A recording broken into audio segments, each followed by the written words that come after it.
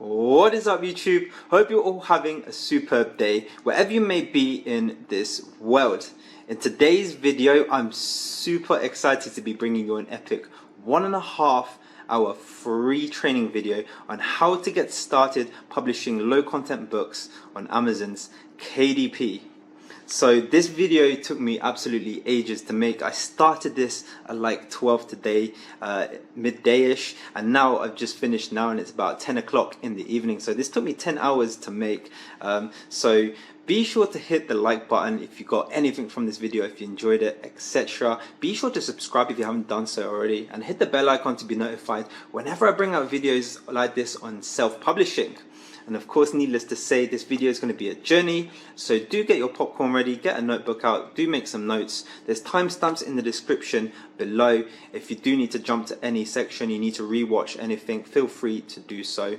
But yeah, without further ado guys, I will see you on the other side of the screen. Of course people, here it is, an introduction to low content self-publishing. Of course, you can start this without any prior experience within publishing, within design, within anything like that. So let's get onto the contents of this video. Of course, everything is going to be time stamped below. So if you're looking for something specifically, feel free to just go along this video and select what you're looking for. Basically, I'm going to cover what this business is about. What is low content publishing exactly? What are its pros and cons, especially here now in 2021, and then I'm going to be walking you through everything from creating an account, all the software that you'll basically need before you start publishing at all. We're going to be looking together for a niche to publish in. We're going to be creating the interior and cover, and I'm going to be walking through that with you. So I'm going to be basically making everything from scratch. We'll be talking about uploading the book. So this basically encompasses creating a title, an author, which is a pen name as well, a description, filling in the keyword boxes, and of course uploading the manuscript, the cover, and everything like that, and of course pricing as well. And once that book is uploaded, we are going to be talking about marketing the book. And very finally as well, I'm going to be giving you a plan for growing your portfolio of books and therefore growing your business in low content publishing as well. So with that out the way, let's get started with what exactly low content is. So low content is kind of bound by these two definitions. There's no universally agreed upon definition that you'll find in the dictionary for low content, but essentially low content is any book that isn't fiction or non-fiction, and it's also any book where worded content doesn't form the majority of the book. Now, if these two definitions didn't clear out for you, let's have a look at a few examples below. So each one of these books will have a different market from them. Of course, you've got your super simple notebooks, which is just lined interior throughout for people to write in. You've got your journals, your planners, so like your 2021 diaries, for example. You've got logbooks, like a vehicle maintenance logbook, for example. Guest books that you might put in a hotel or a church so people can write, put their signature in or something like that. You've got your activity books, your coloring books, and your puzzle books. So these books are fairly simple to make. They all don't have worded content as the main point of the book. So that's why it is an attractive business model. So we're going to have a look at the pros and cons of low content publishing. So as with other types of self-publishing, such as non-fiction self-publishing, low content self-publishing enjoys the pros from the business model itself. And the business model means that you receive royalty payments, which is passive income by nature, because you make the book once, you publish it once, and it has the opportunity to sell for the rest of your life, or as long as the book is published anyway. So that's really cool in that sense. That also means that you can work from anywhere as well. All you need is a laptop and a Wi-Fi. So if you enjoy traveling, you're a digital nomad, anything like that, then this business model is perfect for you, because it means you get to be anywhere in the world and you can still work and publish books and work on your career or your business. Of course, you don't need to take care of any of the shipping, finding any customers, manufacturing, etc. Amazon provide the infrastructure for you. All you need to do is publish an electronic file of your book, an electronic copy of your book, sorry, onto Amazon, and they take care of the manufacturing. They have a print on demand model. So if someone buys your book off Amazon, they'll print it, they'll ship it to the customer, and they'll deal with all the customer service, and they take a cut of your royalty. You get to keep 60% for your paperback books. So it's absolutely crazy in that sense. It also means that it's very easily scalable as well, because you're only taking care of the publishing cycle. You don't need to take care of all the other things like manufacturing. And also that means that there's almost no startup costs. And I say almost, I'll go into that in a little second. But basically, when you start low content publishing, compared to pretty much any other business model on earth, it's got no startup costs. So crazy opportunity for people with no money in their bank accounts as well. If you do have money in your bank account, then it's still a very, very nice opportunity to increase that amount. But yeah, if you had no money like I did when I started, perfect. Obviously, Amazon's the largest online marketplace in the world. It brings in the most customers per month of any marketplace, so it's never a bad place to be selling your stuff on there. And of course, this business can be done part-time, it can be done full-time. The first year that I was publishing, I published part-time. I'd say I started off with like 2 hours a day. It got to around 6 hours a day, you know, in my spare time and things like that while I was doing full-time work before I took this full-time, because I was earning that amount of money from publishing. So yeah, the cons of the business, however, is that it's a longer journey to large income than other online businesses. Now, if you look at places like Shopify, dropshipping, Amazon, FBA, of course, the journey is going to be longer because you're not investing as much capital. With Shopify dropshipping, you're investing a lot of your own money for advertisement, for, you know, building your Shopify store and things like that. But the rewards are higher for doing so in that respect. So to get to, say, I don't know, like 10,000 profit a month, it would take longer with publishing on KDP than it would with Shopify dropshipping if you had, you know, like the right information. So that's one of the cons with this business model, is a longer route to success. You just have to be patient with the whole thing. Of course, as with any business on Amazon as well, another con is that they're not your customers. So they're Amazon's customers, they're buying your product, but they are Amazon's customers. So Amazon really don't like you driving traffic away from Amazon to your own website, for example. So that's the con of this business model, and therefore it's fairly difficult to brand. Amazon do try to help. They allow authors to create a profile so you can sort of brand yourself there. People can find out more about you in that sense. But compared to, you know, like having your own website and stuff like that, it's a lot harder to brand your business. And of course, this is probably one of the biggest cons to low content publishing, is that it's such a low barrier of entry, because obviously there's no startup costs, so pretty much anyone can do it. And the nature of low content is that the books are quite simple to make. And that's why low content publishers, when you see them on YouTube, they don't disclose their niches, because that's sort of where the value is created. And we're going to go into that in a second. So that's the pros and cons, guys. So the business cycle, this is basically a simplified version of the business cycle here. So it essentially is this as a cycle, finding a profitable niche. So this is finding, you know, like the type of book that we're going to be making and putting onto the Amazon marketplace. And obviously we want to assess the niche for how profitable it is by looking at the supply and demand. So as I said before, it's a low barrier of entry. No one shows their niches because that's where most of the value is created. If you're good at finding profitable niches, then you're going to be earning a lot more money. Of course, if you can create good interiors, it's a bonus, but it's not such a value driving factor. I hope you understand what that means. Basically, it doesn't bring in as much value as being really good at finding niches. This is bringing the most value. If you can create a good interior, it's a nice bonus. And of course, you don't want to be making bad interiors because you'll be getting bad reviews.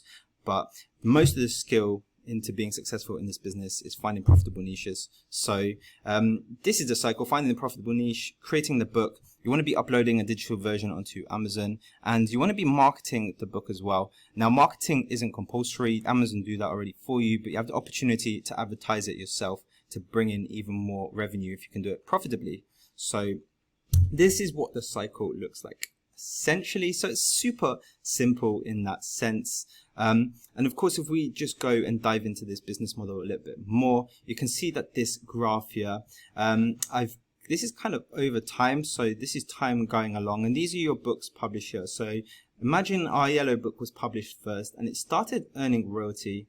Obviously it's not going to be this frequent, you know, look, they're evenly spaced out. These are your royalty. This is someone buying your book, but it's going to average out to something like this. You're going to get paid, you know, once every few days. Someone's going to buy your book once every few days, for example. And you get paid for it. So if you upload your second book and that, you know, sells in a similar way, it sells like once every 2 days, for example, then you're going to start collecting. Obviously, as you get more of a seasoned self-publisher, as in you've been self-publishing for years, then there's going to be other aspects as well of this cycle that you're going to want to take care of. But basically, it really sort of boils down to this. So it's very simple, 4 different nodes here. This bottom one here, market the book, is actually optional, as when you publish onto Amazon, Amazon do the marketing for you, as in they show the book to the customers when they search for it. But you do have the option to advertise it yourself to bring in even more royalty. Now, I said before as well, if you see in other low content publishers on YouTube, none of them disclose the niches that they have published in, because this is where most of the value is found in low content publishing.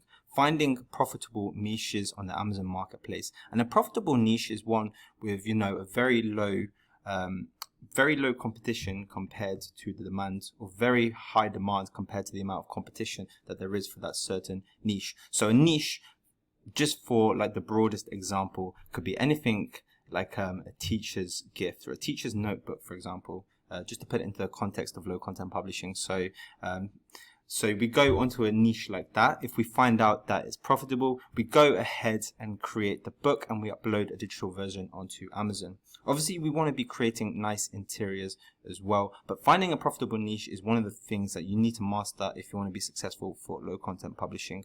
So once we've taken care of the cycle, we're publishing books onto Amazon. What should we really start to see? Now, this is kind of a simplified graph of what your publishing business will look like when you publish onto Amazon. You'll be publishing books, you know, however often you publish them. If you have more time, you can publish more often. But essentially, when you put a book onto the marketplace, it has the opportunity to sell. And of course, the better the niche that you've published in, the more times it's going to sell on average per week. So let's say you published your first book in a decent niche and it's selling 2 times a week. Now your yellow book makes this yellow royalty here. These coins represent someone buying your book. So it's going to average out and it's going to look like this over time. Someone buys your book on average twice a week, twice a week, twice a week. Now, of course, you've published your first book here, and then next week you publish another book. So this green book is the second book you publish, and you publish that in also a fairly decent niche. So that also sells twice a week or 3 times a week, for example. Now you can see that when someone buys your book here, the gap is actually getting shorter. So you're going to make a sale more often. And you can see that the sales are starting to compound. You can see the coins are getting closer together. And over time, you're going to be making more money, especially when that third book kicks in as well. So what we're going for here is compound royalty. The more books you have on the marketplace, the more money you're looking to make per month. And this is how it looked like for me. So going back to that point in the pros and cons bit of this video, you can see that it is a long journey. It took me 7 months to get to 4-figure royalty a month, and it took me 1.5 years to get to 5-figure royalty a month. And this is December 2020 when we broke $10,000 of royalty this month. So really happy about that. There's going to be a video out about that soon on my YouTube, but you can see there's generally a compound effect going on here, right? So I started publishing more and more books onto the marketplace, and each one of them was selling, you know, however many times a week, and the royalty started adding up and adding up and adding up and adding up, and I was just staying persistent this whole time here, and as you can see, the rewards came to me. So that's really, really cool to see.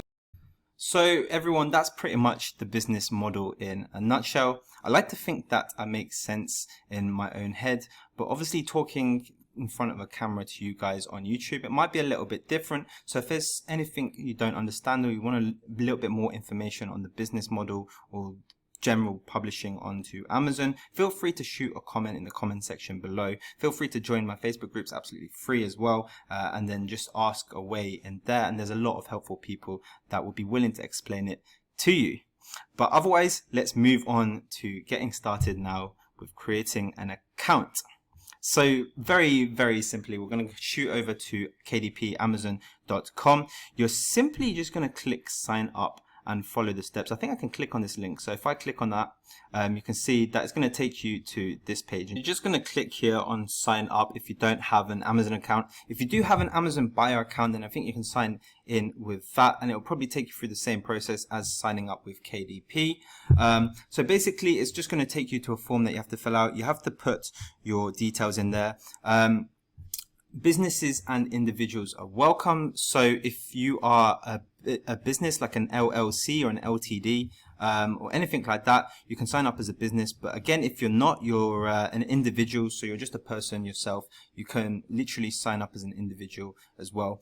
Wherever you live in the world as well, I think you will be welcome.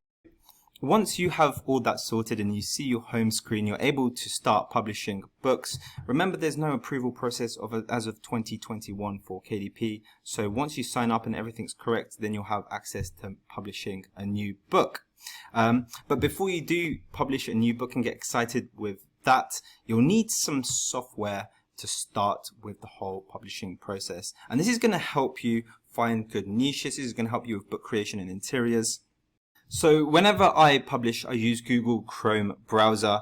Now, I've not tried publishing with other browsers. I'm sure things like Safari, Firefox will work fine, but Google Chrome browser is ideal just because it's so easy to use. You can keep the tabs in the top right hand corner, and all the extensions I think are optimized for Google Chrome, the ones that I'm going to mention anyway. So first of all, you'll want this Amazon Quick View. This is absolutely free. So this is how it's spelled as well. So search it in the extension bit. And this is going to help you a lot with niche research. And it's the same with Helium 10 free. So you're going to want to get Helium 10 from their website as well. You can get a free version, and it's going to help you with the niche and keyword research. You're going to have to make an account with Helium 10, but that's the only thing. Otherwise, it's absolutely free. They have paid options, but again, you don't have to get that. That just gives you bonus stuff that you won't need when you're just starting out on KDP. And obviously there's Canva as well. Canva is absolutely free to use, and this is going to help you massively with your book creation and interiors. Book Reports is absolutely free. Again, this is all in the extension. This is going to be in this top right hand corner here. You can just go on extensions. I think there's an official page to download Chrome extensions, but essentially you just search it up on there. You can find all these there.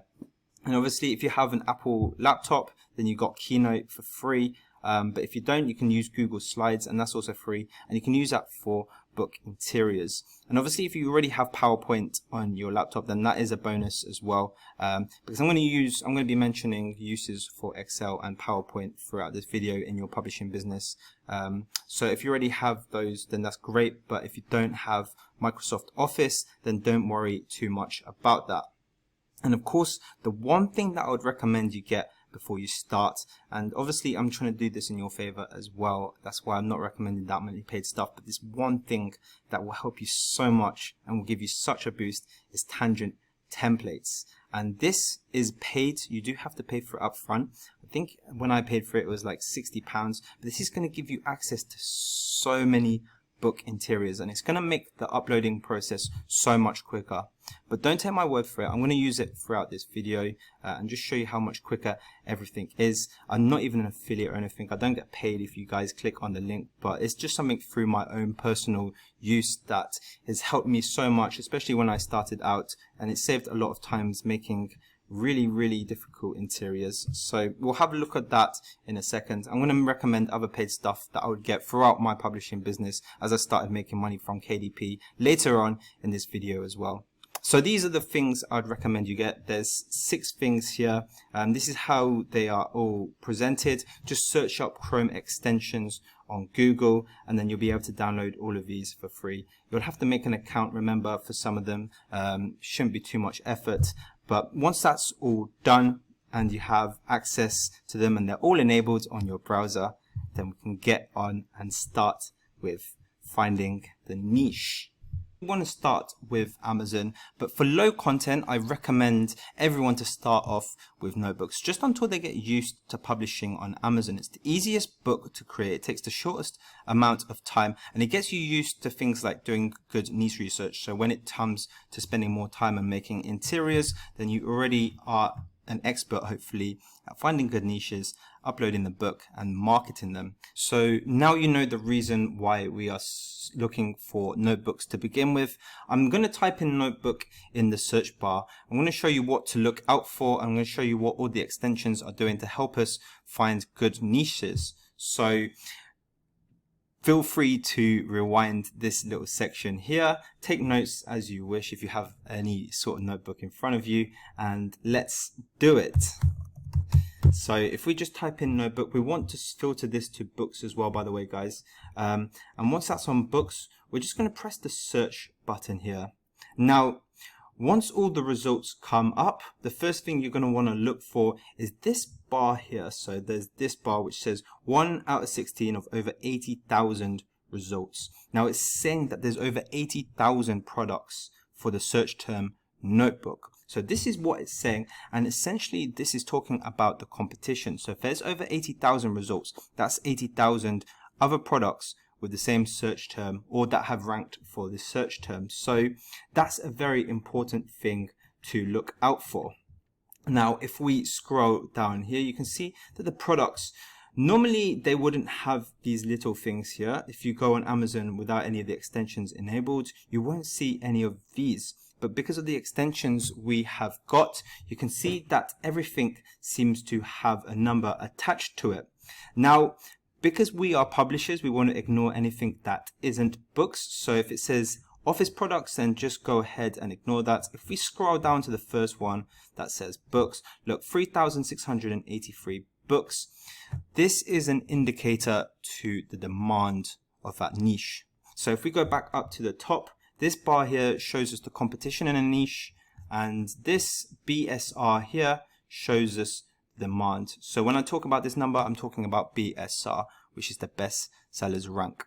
The closer the number is to 1, so if it's a number 1 in books, that's the best possible BSR, and it shows that there is a high demand for this keyword. That's a hypothetical case. It never normally goes to 1 if you're searching, doing your niche research, but the closer to 1, the better. So 3,683 is a very, very good BSR. Normally, we're looking at 6 figures, so 100,000 to 1 million when we're searching for notebook niches. So this in essence is the competition versus demand, supply versus demand, and this is the analysis that we do to determine whether we're going to publish in a niche or not.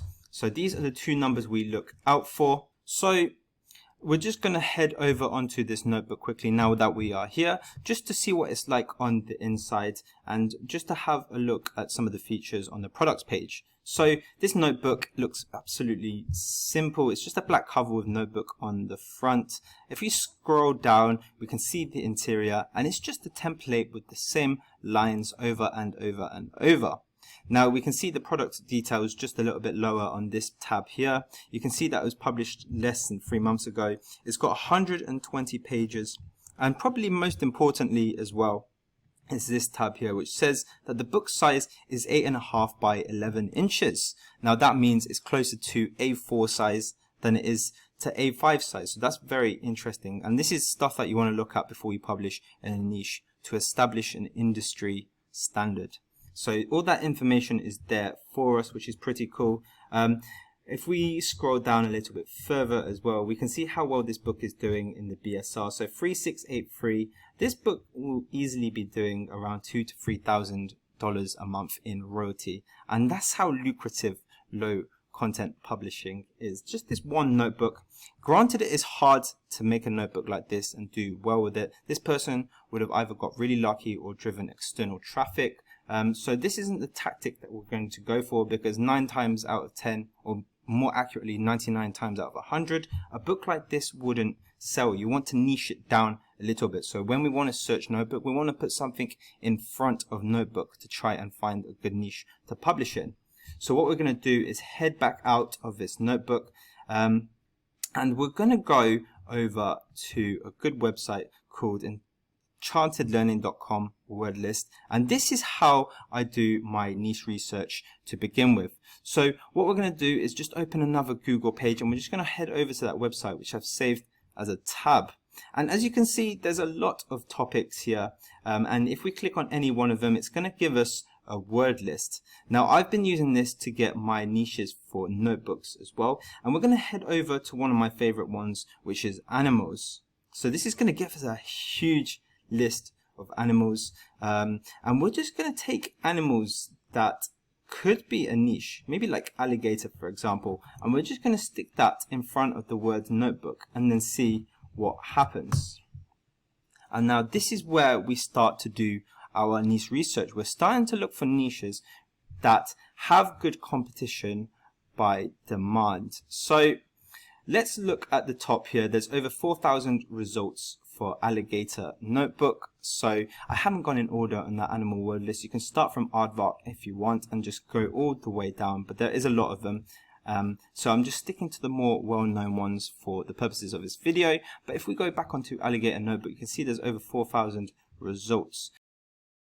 So the beautiful thing about supply and demand is that it can be made into an equation and a ratio where the higher the outcome of the ratio, the more demand is for the same amount of supply. And this is desirable. We want more demand for the same amount of competition. So we can assess this using an Excel spreadsheet. So this is absolutely free for you guys. I've linked it into the description.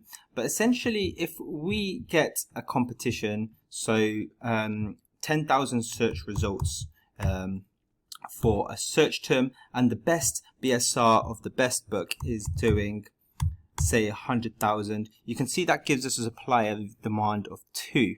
Now, obviously, we have no reference values, so we don't know how good or bad that is. But say if there's 1,000 results instead of 10,000 results, and the best book in that one was 100,000 for the BSR, then we get a much better number of 20. And obviously, if we did the same again, so 1,000 results and the best BSR, so remember that's the best sellers rank of the book, the lower the number the better. So say we did a best BSR of 10,000 instead of 100,000, then you can see the number increases. So this is logarithmic, the best sellers rank, and that's why it's not quite a linear relationship there. But this spreadsheet is all you need to analyze the niches. So we can go ahead and type in alligator notebook as our first search term, because that's what we searched onto Amazon. Let's make that a little bit larger. And when we go back onto Amazon, what we're going to want to do is find a book which is an alligator notebook and not one of these books that have ranked for it. And we're just going to find the one with the best BSR. So we're just going to keep scrolling down. What we can do actually is just go up here, click most reviews, and just scroll down until we see an alligator notebook. So I don't know why these are showing up. So if we keep scrolling down, So there's a couple of avocado ones that have ranked for alligator, but we're not going to include those because that's not an alligator. There's a alligators, there we go. So a composition notebook alligator. So this I would put as the best rank. As you can see, it's an alligator in the title. It has notebook in the title, and it's ranked 931,000, even though it's a slight variation of a notebook. So yeah, it looks quite firm. This is not a notebook. We can keep on going as well. We're just going to look for the best alligator. Did I type in alligator? I did. Why is there so many avocados? Right, yeah, so we'll take that one just before, 986,000 it was. So we can literally just put that in the best BSR for the book. And we want to see how much competition. So it was 4,000 overall. But what we want to do as well is a nice little trick here to select last 90 days. And if you do that, it's going to show you books published with alligator notebook in the title in the last 90 days. And there's 759 results. So 759 publishers published a book which had alligator notebook within the last 90 days. So we can sort of assess where other people are working towards with that number. So that's really cool. It's just here, last 90 days on this filter on the side. So we're going to take that number at the top as well. And we're going to put that in there, 759. So we've got a score here of 21.98. Now, we don't know how good or bad that is, so we're just going to keep filling in this Excel graph until, the Excel spreadsheet until something comes up. So let's try the next word in the word list. So I'm tempted to go for angelfish here, so that's what we're going to do. We're going to type in angelfish notebook, and we're just going to see how that fares on Amazon. Angelfish. So that only has 369 results. We can plug that in there. And what we want to see as well is the one that has the lowest BSR. Remember, guys, this bestsellers rank that appears here. So there's one at 2 million. Is that an angelfish? No, it's so we're not going to include that one. That's a logbook, slightly different. Again, we're not going to do this one because that is a logbook. We want to find a notebook. Okay, so this is a notebook, an angelfish notebook. It has notebook in the title. Oh, okay, angelfish care notebook. Maybe this is the one. So 3.5 million, 3.7 million. So that's not got angelfish. So we'll take this one, guys. 3.5 million rank. So the best BSR is 3527, like that. And in the last 90 days, let's see how many people uploaded an angelfish book. So literally 111. Look at that. So that's going to give us quite a good score because there's so much less competition for angelfish notebook compared to alligator notebook. Obviously, we're going to take these numbers with a pinch of salt as well, people. Both of these BSRs aren't so great, but so far it's looking like angelfish notebook is slightly better than alligator notebook. Before I put this Excel up on my YouTube as well, I might edit the numbers a little bit, as that is a little bit higher than that one. But we're just going to keep on filling out the graph anyway. We'll see how the numbers stack up. I'm going to speed forward through this next few animals just to save you a little bit of time. So let's go ahead and do that.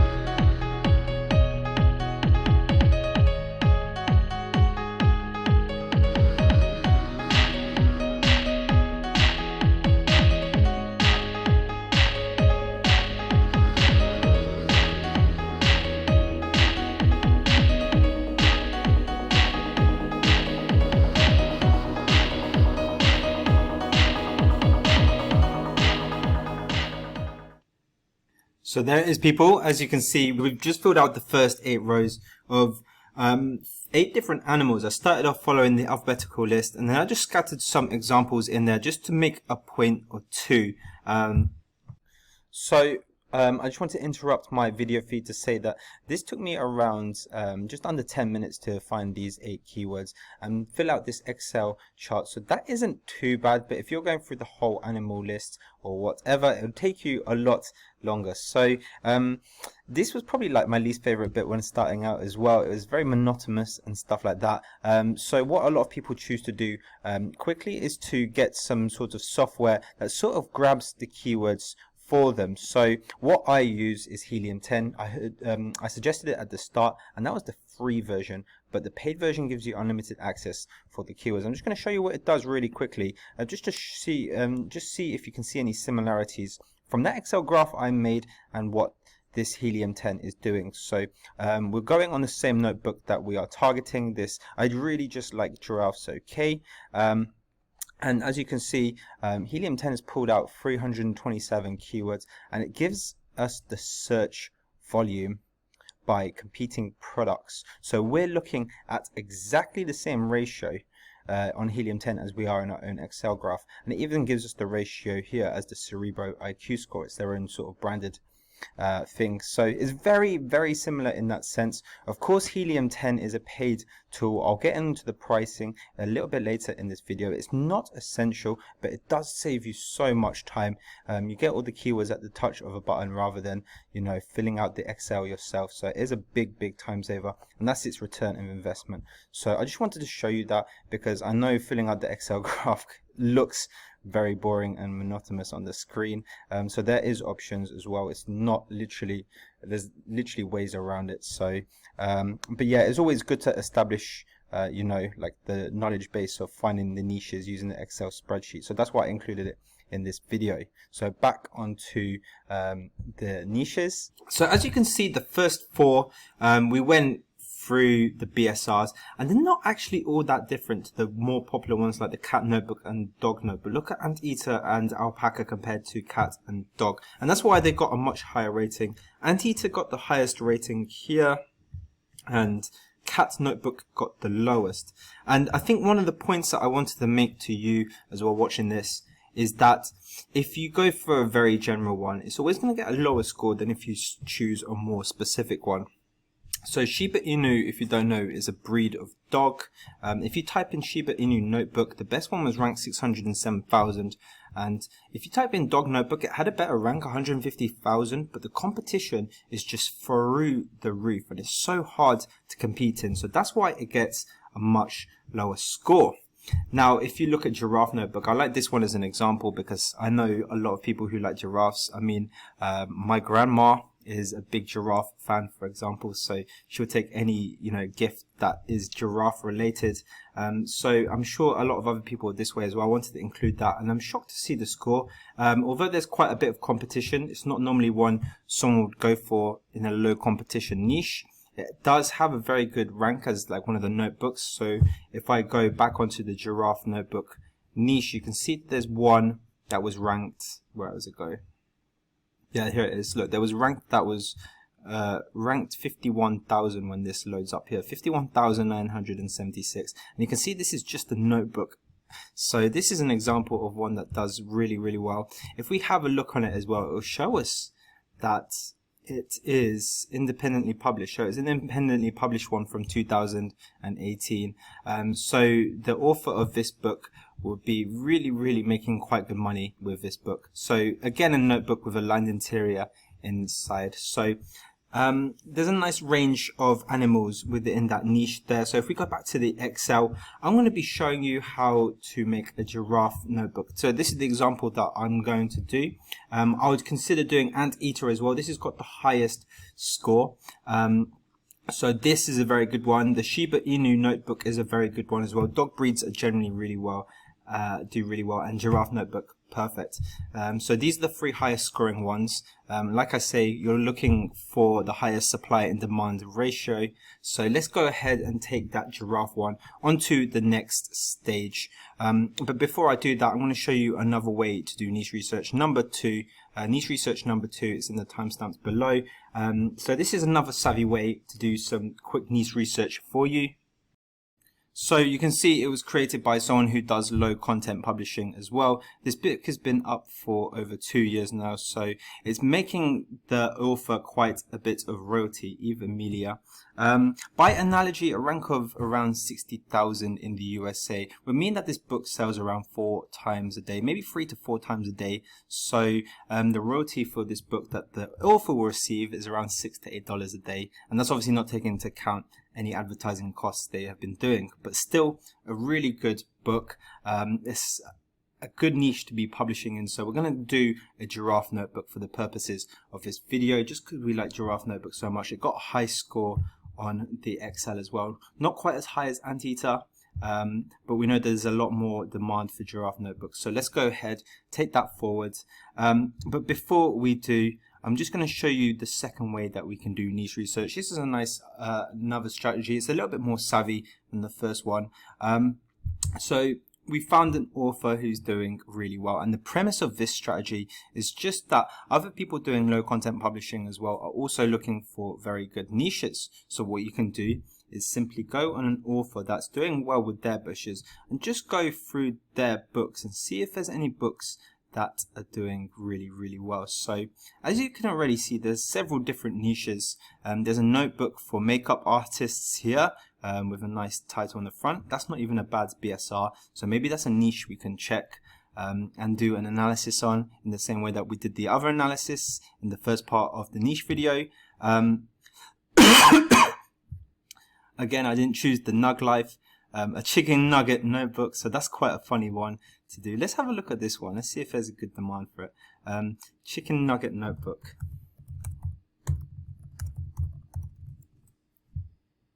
So there's 642 results for a chicken nugget notebook, which isn't actually all that bad. Like, that's not a lot at all. So if we do chicken nuggets, I'm just going to type in chicken nugget there. 642 competition. I wonder how many people have published in chicken nuggets in the last 90 days.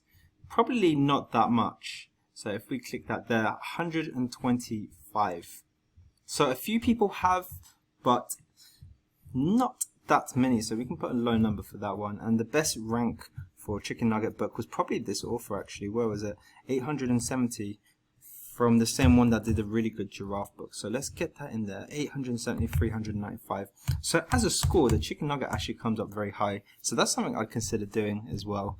Not quite as good as the anteater one, but higher than the giraffe one. So that's also a very good way to find niches, and it's an never-ending cycle as well. Once you click on one like this, you can scroll down to find another author who's been in the game for a while, say this one for example, and then you can see all the niches that they've been publishing in as well, and the ones they've done well in and not so well in. So this is another savvy way to do your niche research. These two combined are basically the best ways to start off doing your niche research. Combine both for a really strong strategy, and I'm sure you will find endless niches this way. So this is the second savvy way you can do it. But without further ado, let's jump back into the slides and start looking at creating an interior and a cover for the giraffe notebook. So people, before we go ahead and create our interior, we're just going to assess the target market to establish a sort of industry standard. So if we go back on the giraffe notebook search results, you can see there's several giraffe notebooks, and if we scroll down to the one that we liked, we're just going to have a look at the dimensions that came across for this one. So if we click on this again, if it doesn't show up here, by the way guys, just scroll to the bottom where it says product details, and you'll see this little section here, and we want to look at the product dimensions and the page numbers. So there's 108 pages in this book, as you can see here, and the dimensions are 6 by 9 inches. So this is the industry standard. This is what our customers like. So we're going to go ahead and put these as the dimension for our book as well. If we just go back, we can have a look at some other books as well. Maybe there is a market for different sized books. So this one here, 6 by 9 inch with 120 pages, that one. There we go. So if you look at this one, for example, this is a sketchbook. A sketchbook is 8.5 by 11. They've also called that a notebook. This is also an 8.5 by 11 inch one. I can tell you that now because of the shape of the book. Oh no, it's a little bit smaller. So this one, as you see, 7.44 by 9.69 inches. So this is again slightly different. If all the books in your niche were this size, then this is something you'd want to do as a book as opposed to 6 by 9. But generally speaking, you'll see 6 by 9 as the typical size for your book. So we're going to go ahead and do that for our book as well. And we're going to do 108 pages. 108 pages is the sweet spot for your book. So 108 pages, 6 by 9 inch. So what we're going to do is we're going to go over to this website. Now this is called Cover Templates. So if we open this in a new tab, and we're going to look at the trim size, so 6 by 9 inches there, and we're going to do 108 pages. And all we do is download the cover template, and it's going to tell us what size we need to make the cover of our book. And it's as simple as that. So if you manage to get the tangent templates, it's going to be a lot easier for you. If we just head over there, all you need to do is click on this KDP helper tab up here, and what we're going to do is select 6 by 9 inch, 108 pages. The interior will be in bleed. If we continue, it's going to give us a template for the cover, so we're just going to quickly download that, and it's also going to give us one for the interior, something that KDP cover templates doesn't do. So with those two downloaded, we can go ahead and continue on with creating that interior. So what we need to do now, very simply, is we're just going to create a Canva account. So if you haven't got one yet, it's spelled Canva like this, C-A-N-V-A, and it should take you to a screen that looks like this. If you haven't got an account, just make sure you make one. It's absolutely free to do so. They'll probably send you a few emails here and there, but nothing too dangerous. And then it should look like this once you've signed in. Now, The best thing about tangent templates as well, if we're going to make our notebook, we can just go to tangent templates and basically just take the template here. So it's very easy. We're just going to make 6x9, 108 page notebook. So it is a bleed interior as well. That's going to come in handy a little bit later. But we can simply download that in interior and then easily upload that onto Amazon. So that's how easy it is with tangent templates. I know what you're thinking. If you didn't buy it yet, don't worry. We can also do something similar in Canva. So I will tell you now that the interior needs to be 6.125 by 9.25, like that, if you want to make your notebook yourself. So once we do that, we're going to just press create new design. So here it is, and we're going to go back onto the home page. We're going to do something sneaky here. So if we go onto templates over here to get the notebook interior, let's just go here. And somewhere we will find some lines. So I don't think it's notebook templates. Oof. Lines journal. Maybe something like that will come up. Journal. Come on, where were you?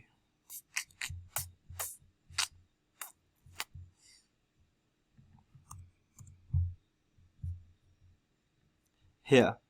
Okay, so we're going to look for this one. So if you type in just lined templates, go on to this one here, and if we press use this template here, all we have to do is copy this background. So we're just copying it and then pasting it onto our one here, and this is actually a nice way to get a notebook interior without having to pay anything.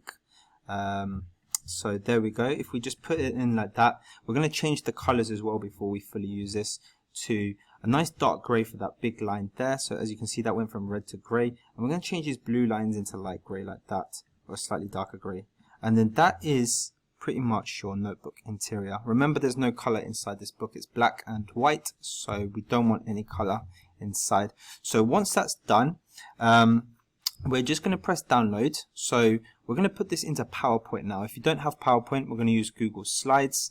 But essentially, we can't create 108 pages in Canva. We can only create 100 at a time. So we can go ahead and just download that as a PNG. So if we do that, we're just going to open up PowerPoint here.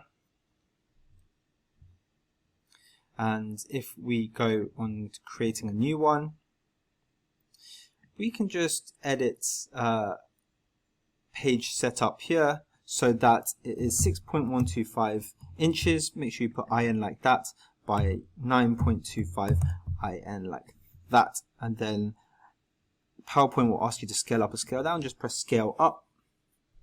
And then if we just import the image that we just had, so I think I can literally just copy it and paste it from the documents. So if we go into downloads here, perfect. So there is your notebook interior. What we can do now is just copy and paste the page 108 times until there's 108 pages in your notebook. I'm just going to hold down the button until it's copied 108 times.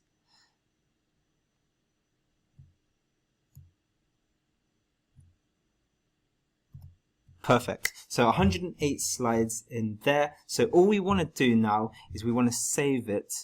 So if we go up to export,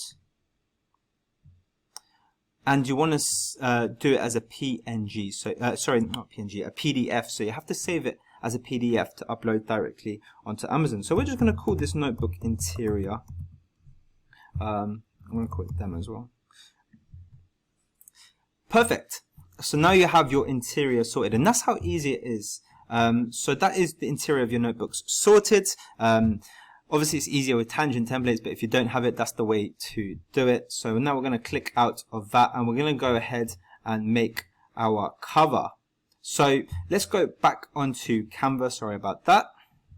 So everyone, we're now going to be creating the cover of our notebooks. So we have the dimensions. We downloaded it from the cover templates, and we have a cover size here, which is 12.49 by 9.25 inches.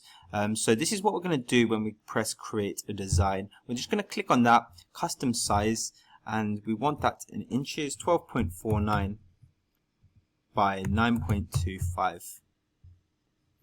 So this is now our template for our notebook cover. So that's amazing. And what we're going to do from this point here, we're just going to go onto templates. So remember on this previous tab here, all we had to do is go home, click on templates here, and once we go onto templates, we've got this nice little search bar, and if we just click on notebook, it's going to give us loads of notebook templates, which is really nice here. So we're just going to pick the most relevant one for our niche, which is a giraffe notebook. Now if we go back to the niche, we can ask ourselves, who is the target market for giraffe notebooks? And it would just generally be people who love giraffes, right?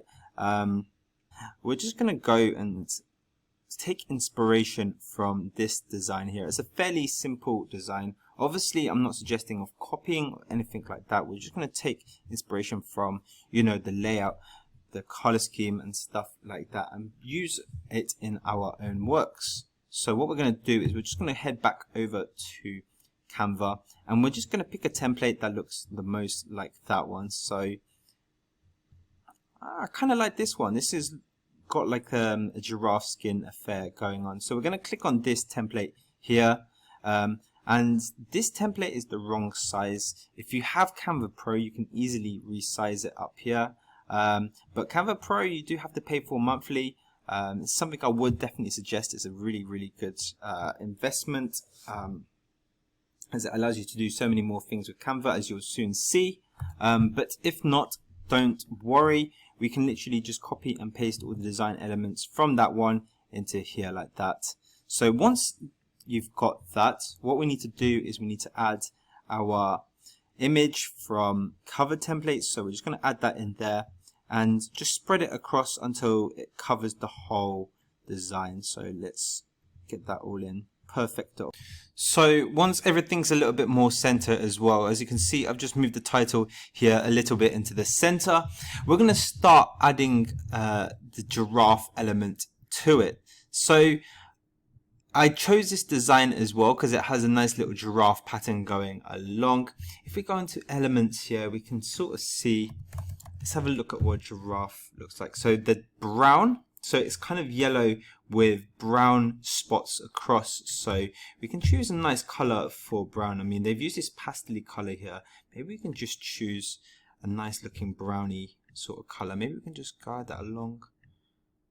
Yeah, kind of like that. So if we change every spot into a brownish sort of color and make the background a nice yellow color, you can see it's got a nice giraffe theme to it. I'm actually just going to leave those spots there as well because the spots actually do look quite nice. So if we just change it all into this brown color here.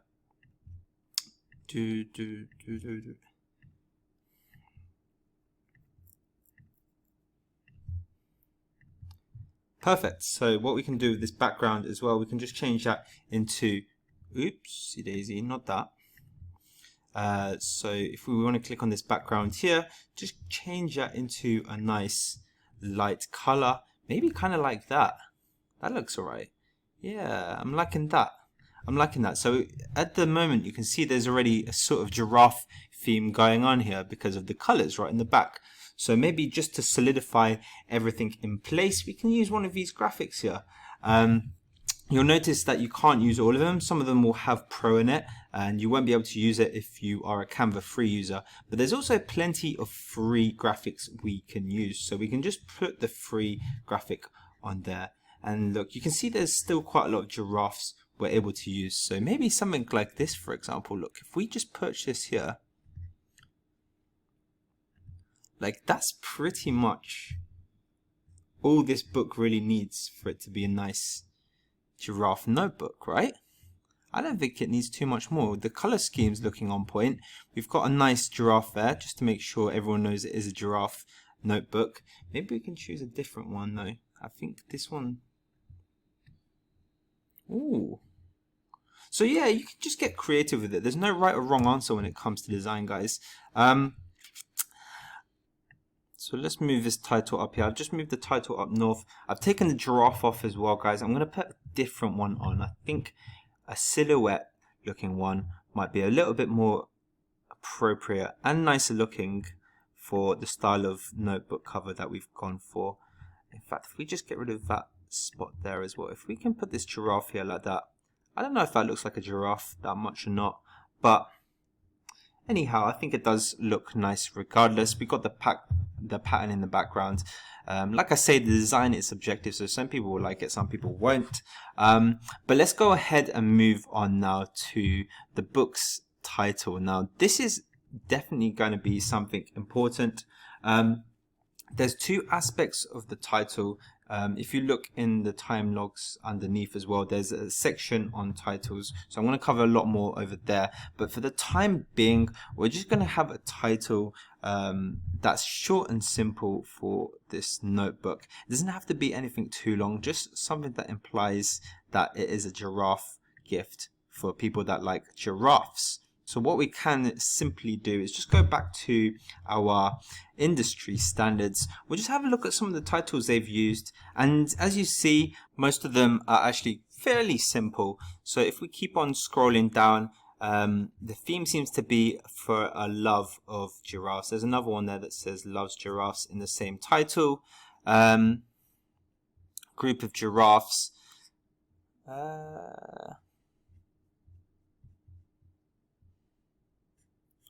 So actually a lot of them don't have much of a title at all. If we just go to the last 90 days and just see what's been published in the giraffe space.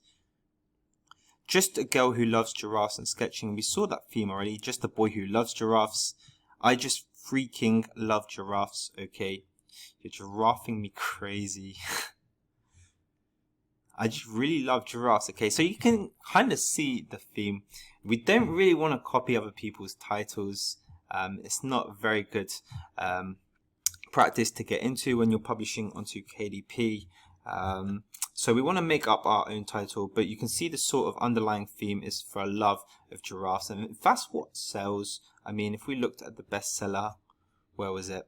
I just really love giraffes. Okay, I really like giraffes. Okay. Then that's the sort of theme we want to go for as well.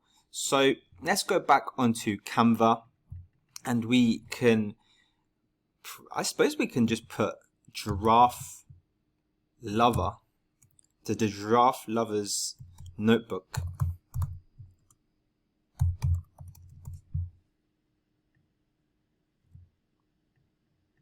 And that font in itself isn't bad actually. I like that background as well. I don't know what you guys think.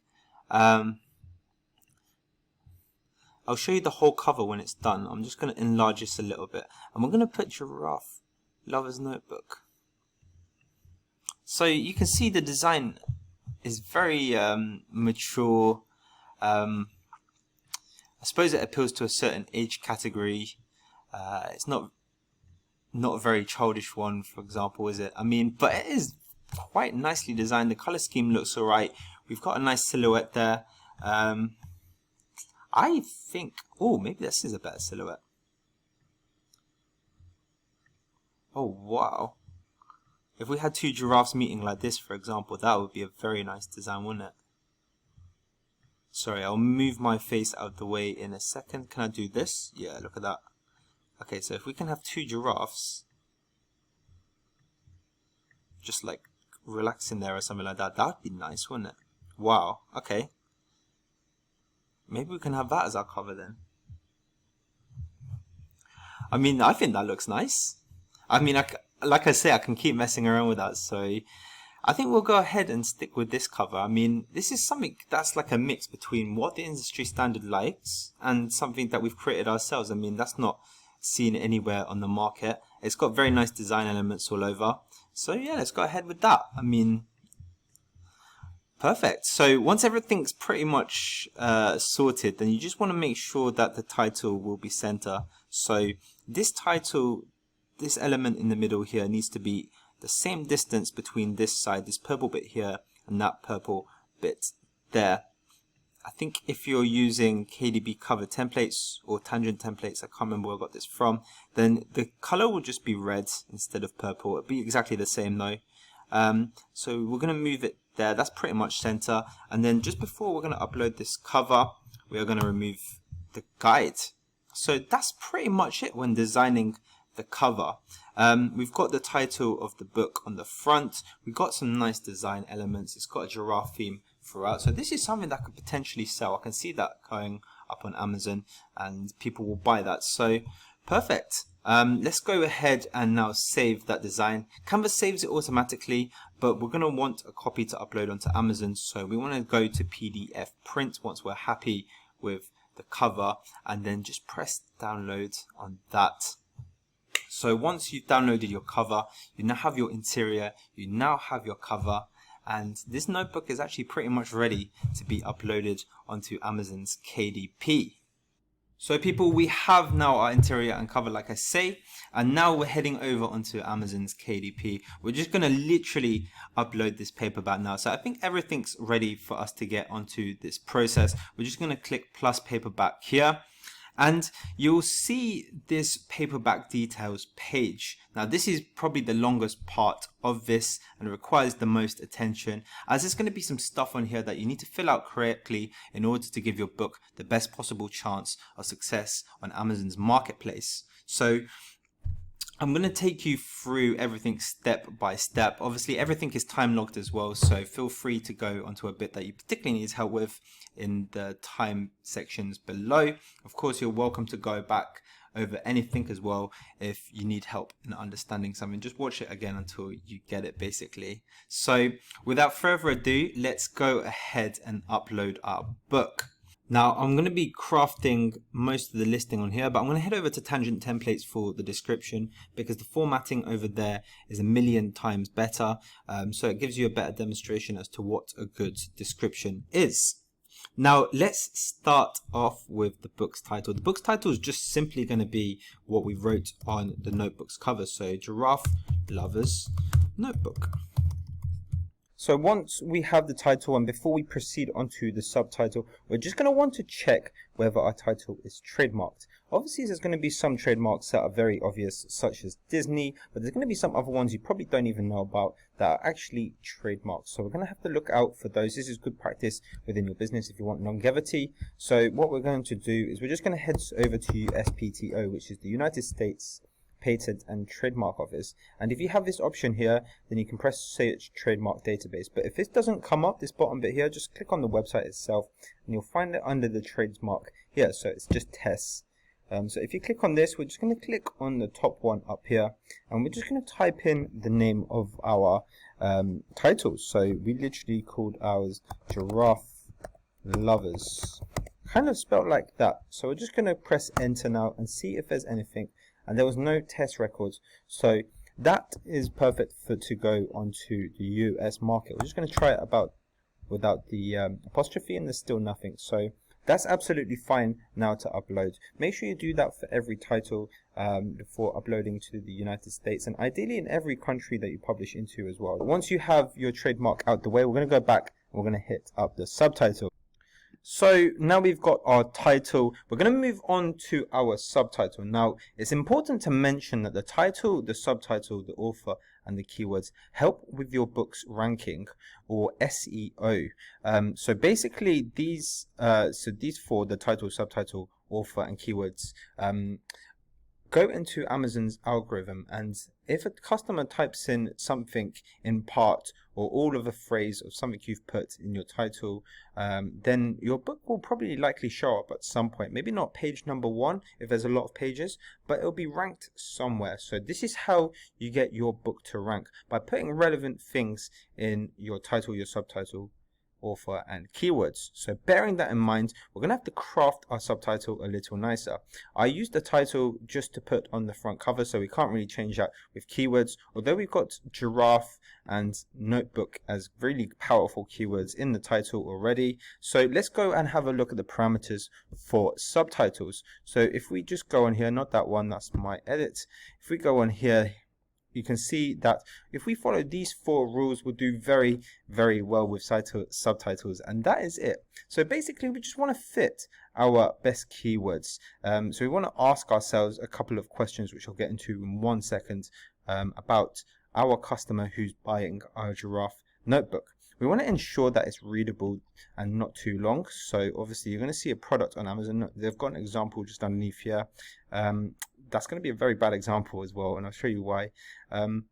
Number 3 is no need to repeat the keywords. So if you put the keyword in once, say giraffe, you don't have to repeat giraffe 100 times. It won't help with your ranking. And number 4 is no need to enter product specifications. So even though some people feel the urge to put 6x9" notebook, that 6x9" is definitely not needed at all. Same with 120 pages. The amount of pages in the notebook is not needed in the subtitle. So let's have a look at a really bad example. So this would be the title until the colon. So the 2 dots like this would be the title, which isn't that bad in itself, although I don't know how they got giraffe away with this. Giraffe gift, giraffe journal, and then from the subtitle it kind of deteriorates. In fact, they've got the ellipsis here to note that they've actually got more than just this, so they're actually hiding part of it because it's so long. But look at that: giraffe notebook, giraffe book, giraffe gifts for woman, giraffe kids gift. So this is a book that's actually for sale, and it's called just keyword stuffing, and it's not something you want to do. It doesn't look very elegant when on the Amazon marketplace. You want to craft something that's readable as sort of a sentence. So when we go back onto uploading our book, I'll just show you something that we can do. Now, bearing in mind who our customer is, so a customer is generally someone who would receive this as a gift or be looking for a gift for someone. So most of the times when you sell a notebook, it will be a gift for someone else. So if you're selling a giraffe notebook, then the person will be looking for a gift for like a giraffe themed gift for someone who loves giraffes. So this is like the major thing with notebooks, especially with animals and especially with sports, hobbies and things like that, and jobs as well. So if someone's a doctor, for example, they might look for doctor gifts on Amazon, and then your doctor themed notebook could show up. So this is kind of the underlying theme with notebooks, and this is what's driven me the most success, having the mindset that the customer is generally looking for a themed gift. So in the subtitle, we're going to seriously address that, and we're just going to keep it simple. We're just going to tick off all the boxes. We're just going to type in a great gift for zoologists, who are the people who study animals. We're also going to say animal lovers here. So I did violate my rule. I did put lovers in the book title and the subtitle, but it's going to be an elegant sentence. That's what matters the most. And I'm going to also put "and for anyone who adores safari animals." So I think that is quite I think that's quite a good subtitle. It's readable, it's in proper grammar as well, so there's not some weird capitals everywhere. And although there is a repetition, lovers, the fact that it's readable, I think it trumps it. So I'm pretty happy with that subtitle. If you're looking for keywords to put in your subtitle as well, there is one way you can do it. It's a bit cumbersome, so if you do have the time, then by all means do it. But what we're going to do is look at the Zoologist Notebook and see if there's any results for it. So you can see that Zoologist comes up 4,000 times. Now just put that keyword into the Excel, and if it gives you a nice score, then by all means put it in the subtitle. But if you think you can find a better word than zoologist to put in your title, for example, then go ahead and do that. You just want to assess the keyword that you're putting in the subtitle for the highest demand compared to supply. So that's how we're going to go about it. But if you're publishing your notebooks, you want to do it to a certain scale, and it's kind of one of those things that I'm pretty happy to overlook when I'm making my notebooks, just because there's only 24 hours in a day and not 100 million. So I'm just going to stick with that. I'm pretty happy with the side title. We're going to move on now to the author. Now, filling out the author is pretty simple. Like, you can put anything in there. You can put your own name if you wanted to, or you can put a pen name. So pen names are very common. Obviously, the real name for J.K. Rowling, for example, is it actually J.K. Rowling? Actually, that's a pretty bad example. I don't even know. But a lot of people use like fake names. to put as the author on their book. They don't want their real name on the book because they don't want, either lots of fan mail, they don't want, bad publicity, whatever, if they're writing something controversial. So they use a fake name that they put on the front. And you can do something like that as well. In fact, you can put anything. And an author does contribute to the keyword ranking. So if, for example, someone searches J.K. Rowling on Amazon, J.K. Rowling's books are going to come up because J.K. Rowling has ranked onto Amazon. So in the same way, if you put your author name as something and someone searches your author name, they can find your books directly pretty much. So author is a pretty powerful way to help your book get into the right places on Amazon when your customers are searching it. So you want to bear that in mind. Now, you're not allowed to put something like giraffe notebook as the author. Amazon will reject your book. If they do accept it, then they missed it, but they will reject your book because you're kind of keyword stuffing, and that's not what you want to do. You can be sly and you can put something like giraffe, the Giraffe Lovers Press. So this is actually something you can probably get away with, the Giraffe Lovers Press. So that's sort of like it's kind of like putting keywords in there that you really do want to rank for, like your title and your author name are pretty much the same. You'll get away with that probably because it doesn't look too keyword stuffy. But if you're finding yourself like pretty much stuffing all the good keywords in there, so if I got the word zoologist, animal, and all that good stuff in the author, they'll probably reject it. So you can pretty much come up with anything with the author. Don't overthink this process. Get a few good keywords in there. Giraffe Lovers Press is actually probably a very good one, or maybe like the Animal Lovers Press or something like that. So something that complements your title and your subtitle, essentially, you want to put in the author. So I'm going to go with the Animal Lovers Press. It allows me to, make it like a zebra notebook as well, if I find out that's a good notebook to make. And it's a little bit more broad.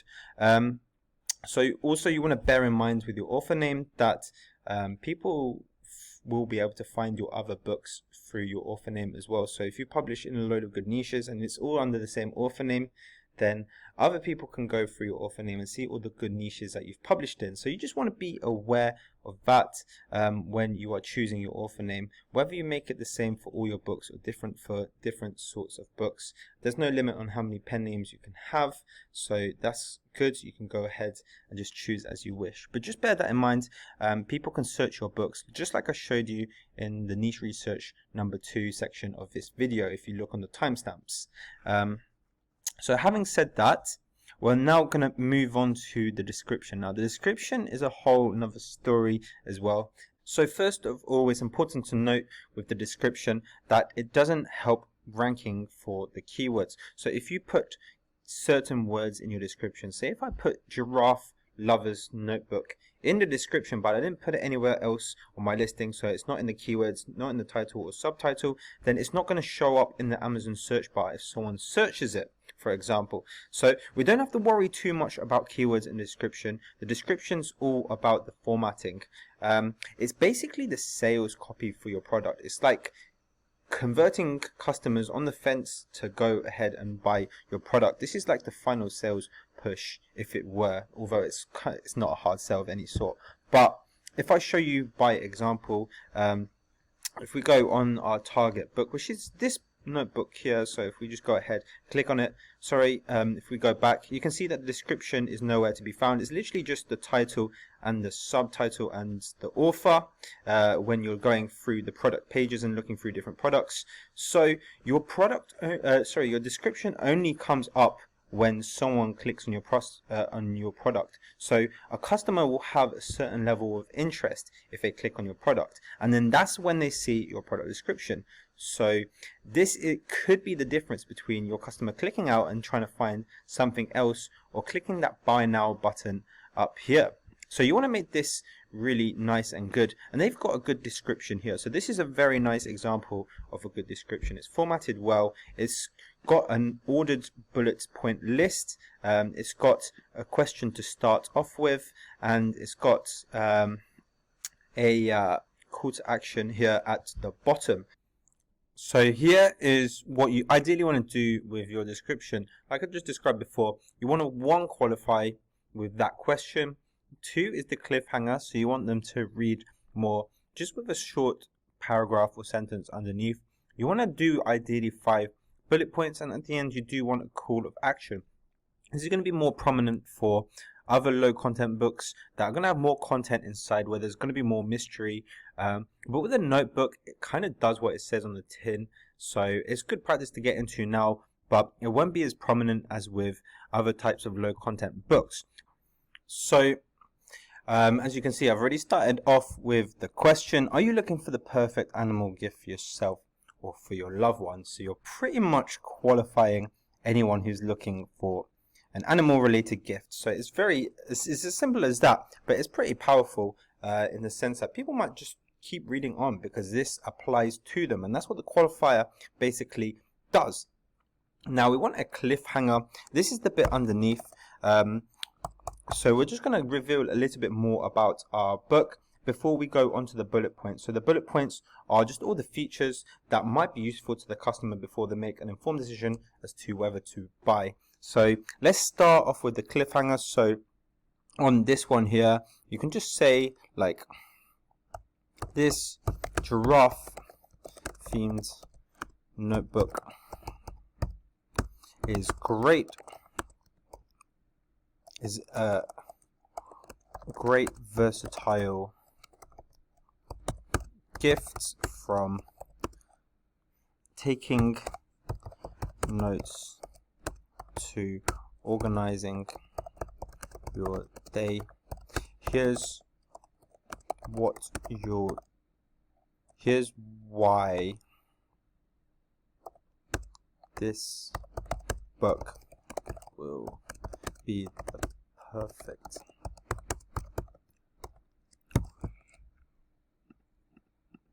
Okay, so there it is. I've just sped that bit up because I didn't want you.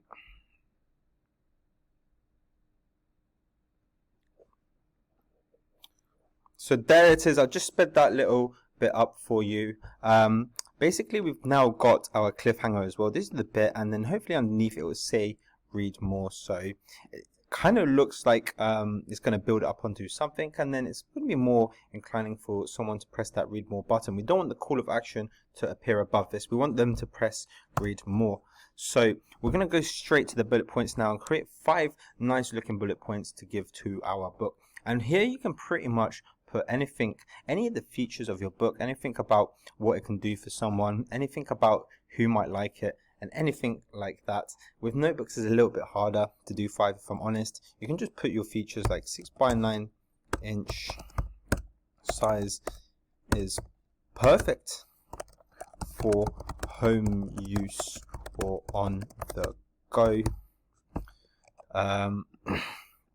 So that's one you can definitely do. So I've got an idea for the other 4, so I'm just going to speed up this little bit while I fill them all out, and then I'll explain it right at the end. So let's go ahead and get that.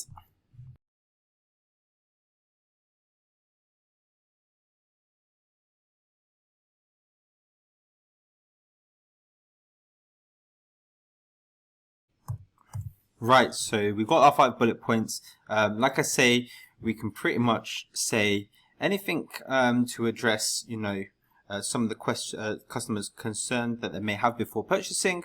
So I've had a good stab at that. The soft touch matte cover is something that we're going to cover when we upload our manuscript. You do have the option, upload the cover. We do have the option to choose glossy or matte.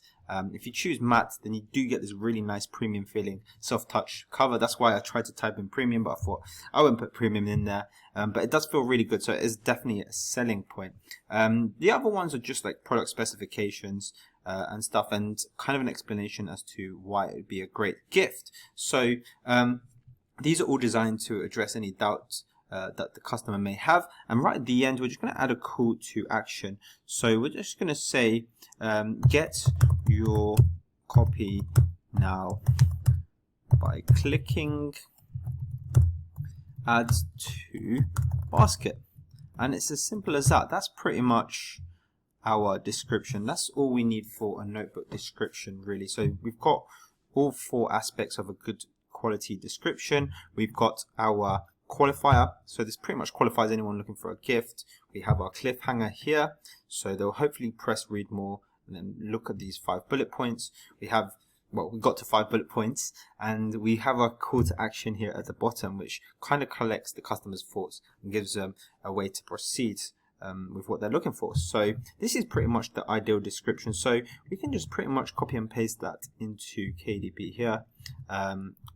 And then we go down to the publishing rights now, which we do need to fill. And you're just going to click I own the copyright and hold the necessary publishing rights, hoping, granted that you do have the necessary publishing rights. I'm not going to talk about public domain in this video. If you are going to publish public domain work, it's fine, but there are a few strict guidelines that you do need to follow. So be sure to look into that before you do publish public domain onto Amazon. And now we're going to go ahead and fill in the keyword boxes. So the keyword slots are actually quite a simple one to do. This is how I generally fill out my keyword slots, and this applies to all my low content books.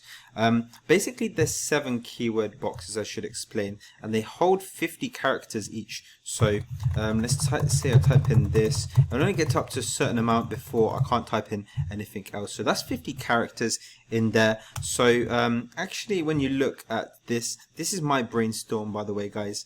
So when I say brainstorm, I use these 6 themes that I have here on the left. So the book theme, the book uses, the gift type, the gift for who, from who, and which occasion, to sort of guide what keywords I put in the keyword boxes. Now obviously it's going to be so the answers are going to be unique to the book that you publish. So this is my brainstorm for the giraffe notebook that I have. Obviously the book theme is a giraffe theme book.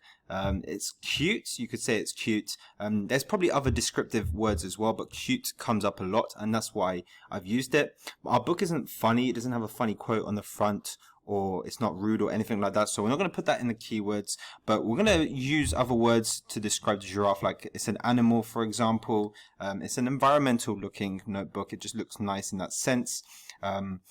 Giraffes are generally found in safaris. It's also found in the Serengeti, and giraffes are typically native to Africa. So what we're going to do is we're going to assign each one of these categories to the keyword boxes here. So we're going to start off with a book theme. Now the best way to look at these keyword boxes is just to think of it as something your customer might type into the search bar. So although the keyword strings that you put into the keyword boxes doesn't have to make sense in a sentence, you'll want to put it in the same order that your customers might type it into Amazon. So we want to include all the keywords that you see here, for example. So with the book theme, it is a cute giraffe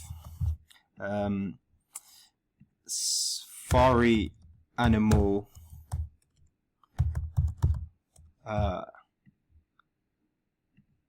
Africa themed notebook. So we've just come to the end of finishing the first keyword box. We've reached a limit of 50 characters. We can't fit the other 2 keywords that I had in mind, environmental and Serengeti, but that's not all that bad, because we put the most important keywords in anyway, and we also adhered to one of the top rules in filling in the keyword boxes, which is to try and fill them up to its limits. So what I mean by that is we want to put keywords in like this, rather than just putting in 1 or 2 keywords in the box, kind of like this. So this is a complete waste. If you do something like this, it means that you're going to show up basically for less keywords, because you're typing in less keywords in the keyword boxes, and therefore not giving your book the best possible chance. So you do want to be filling out these boxes to the max if possible.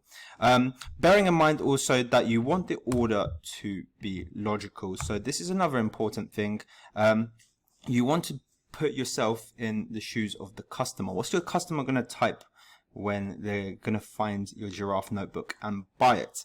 So with this ordering I've put up here, there's for the ranking of your book. So if your book's going to show up for a search term, there's exact matches and there's phrase matches. So if I typed in a giraffe notebook, for example, then my book would show up just with this string of keywords, because there's giraffe in there and there's notebook in there. So this is like phrase matching. It's not exact because there's a few words in between, but it's going to show up because the words giraffe and notebook are in there. So this is what I mean by phrase matching.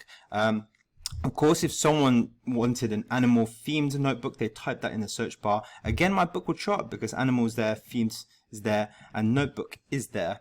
But if the ordering is slightly different, if I've put, say, notebook before giraffe and someone typed in giraffe notebook, then my book probably wouldn't show up as much because the ordering is wrong. So try and put it in the right order that your customer would type it in. That's another important thing that I've picked up along the way. So having said that, a few of the things you probably shouldn't do when you fill out your keyword boxes is simply repeating words. So if I've already got giraffe in this box here, then putting giraffe here is absolutely pointless, and that's what Amazon has said themselves when filling out the keyword boxes, so don't do that. But yeah, having said all that, you just want to go through the other keyword boxes, just fill them out according to the themes that I've listed on here. This is going to be one of the harder things when you come to publish your first book, but you'll start getting used to the keywords that you'll find within different niches, and it'll get easier for you. The best way to do it, if you don't have any paid software such as Helium 10, is just to look at the keywords that other books in the in the niche have used as their titles, as their subtitles, in the descriptions, and things like that, and you'll start getting a flavor of what sort of keywords the bestsellers are using in different niches, and you can take bits and put it in your own work as well. So there's that really, and that's pretty much it for the keywords. You're just going to go ahead and fill out the 6 keyword boxes. I'm not going to do it in this tutorial because that's going to take a while for me to string, but essentially you just got to bear in mind everything that I've said and go ahead and fill those out. So when it comes to choosing categories, you just simply want to choose the 2 categories that they allow you to choose.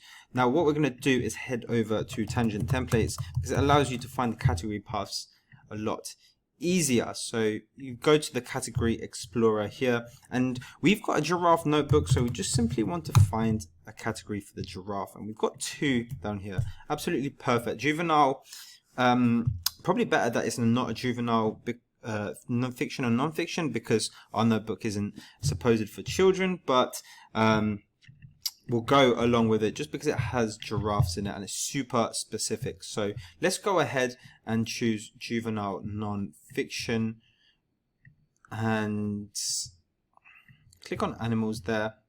Oops. And we'll just find giraffes. There it is. So if we put that in, and now we want to choose a second category, but we can have that a little bit more broad. So we want one super specific category and a broader category to go along with it. So animals a little bit too broad, but I have a good feeling about wildlife, so let's do that. And then we're going to put our notebook into this category as well. What you'll see with other low content books as well is that they'll have a specific category for the book type. So if you do a coloring book, for example, they do have coloring book categories. So you can do one. So say if you had a giraffe coloring book, I could put it in giraffe, and I can also put it in coloring book. I think they have like nature coloring books as well, so you can make it even more specific. So that would have been a perfect example, but there is no category for notebook. So you just want one super specific one not so specific one. So we're going to add this one here, which is the wildlife. So that was in non-fiction. Tangent Templates really does help as well. I'm starting to sound like a salesperson for them, but it shows you the direct path to it. If it wasn't for it, it would be really difficult to navigate through the categories because you'd have to go through non-fiction and then find the right one, the most relevant one, which is nature. And then, yeah, it's kind of nestled in there, so it's a little bit harder to find, but we get there in the end anyway. So that's our 2 categories out of the way. Once that's done, we're just going to select adult content no, and don't select large print. Save and continue. And my computer froze on the last time, so everything's already filled out, which is a bit annoying because I wanted to show you the process. But anyway, we're just going to select free KDP ISBN for our first book. This is if you're publishing low content. This is for a different video. This use my own ISBN. But essentially the settings here are pretty much perfect. If when you start, it's going to look a bit like this. So black and white paper. Black and white interior white paper is perfect. It's the industry standard for notebooks, so that's spot on. 6 by 9 inches our trim size, so we're going to leave it as that. We're going to select bleed. If you go on Tangent Templates, for example, and get your interiors from there, it's going to tell you whether you use bleed or no bleed, so you can adjust accordingly. When we made our notebook on screen earlier in this video, we put the lines right to the edge, so that's when we use bleed. So if you select no bleed, you can't go past a margin to the edge. So if this was your sheet of paper, for example, you couldn't put any text closer than this gap here towards the edge of the sheet. But if you use bleed, you can go right to the edge. So that's the difference. I do have a video explaining it. It's a bit too in-depth for the purposes of this video, so we're just going to leave that as bleed, and we're just going to select matte as well, because matte's a very nice cover. So you just upload your manuscript, which is the interior, the notebook interior that we have, and we want to upload the cover down here. Now they're going to be loading, they're going to have a little message underneath, and when that disappears, like it has done now, so it will have uploading ... underneath, and when that disappears and it looks like this, then you are welcome to press launch previewer. So that should just go through. I think in my case, because I tampered with the settings, it might take a second. Perfect. So when you press launch previewer as well, it might say that there are errors. You're just going to have to go ahead and fix it. It will tell you what the errors are. If you created your stuff on Canva, like your cover, then it's easy to modify. But if everything checks out and you get this blue please check rather than a red error, then you're welcome to press approve down here. This yellow button will light up. So you just want to press approve, and then that will just go through. And we basically have our electronic copy of our notebook there. That's the cover. If you go inside, it's going to have 108 pages of lined paper, which is pretty cool. It's a nice concept.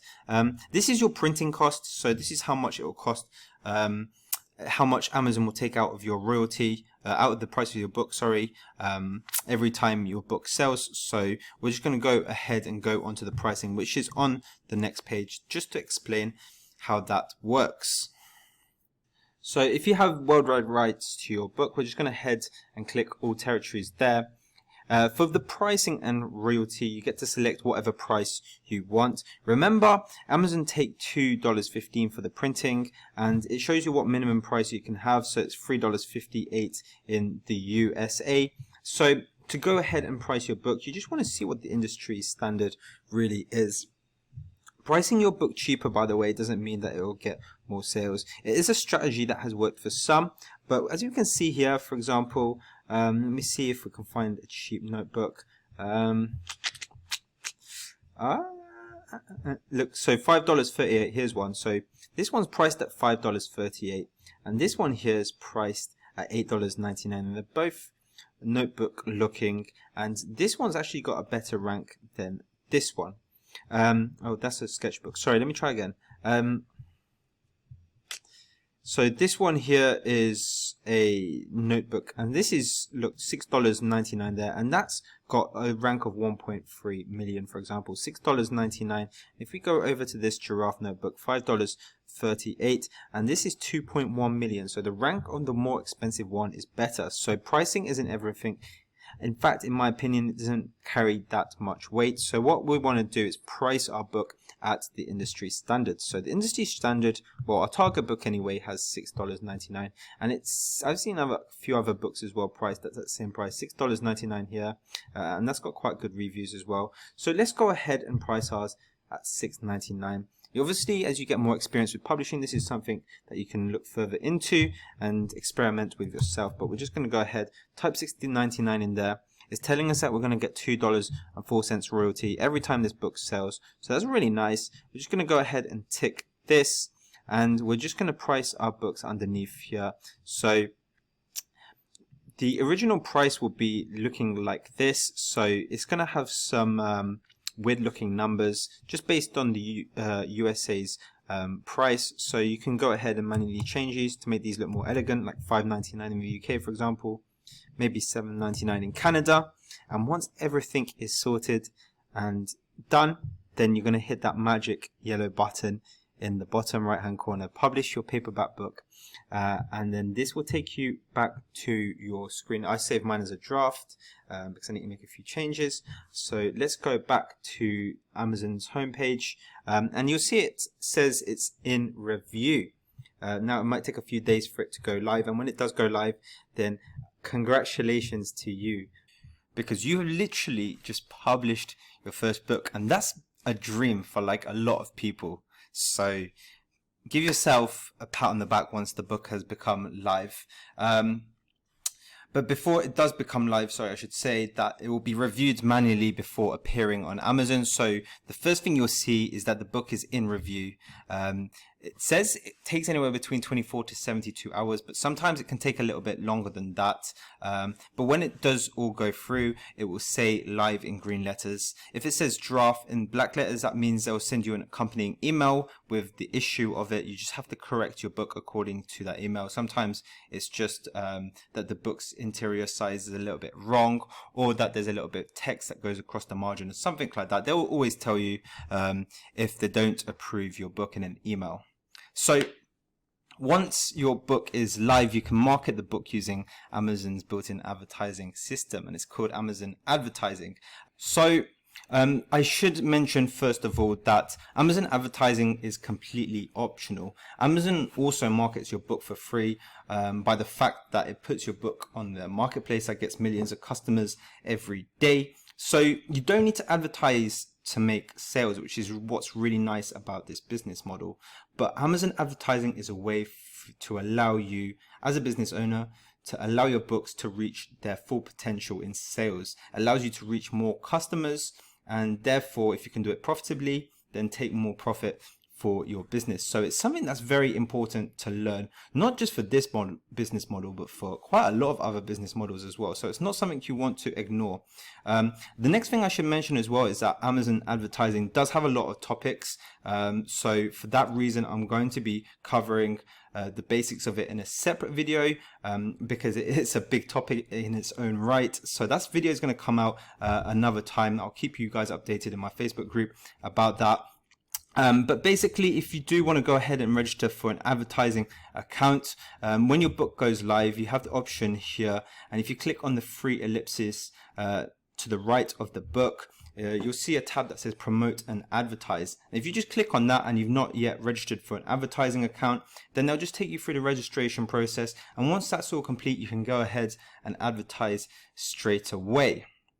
Now, let's move on to the next steps that you're going to want to do. So you've got your first book live on Amazon. So at the start, this is kind of the most crucial point because for most people that do Amazon, the motivator is seeing the royalty, the sales that come with the books. So you're going to want to keep working hard at the start because you got to get the hang of the publishing cycle. You just want to throw yourself in there and create those books. Do that niche research. You're going to get better at it with practice. I promise you that. That's exactly how I did it. The best quote for this one is, messy movement is better than perfection paralysis. So don't spend too much time overthinking every little detail. Just go ahead and publish books.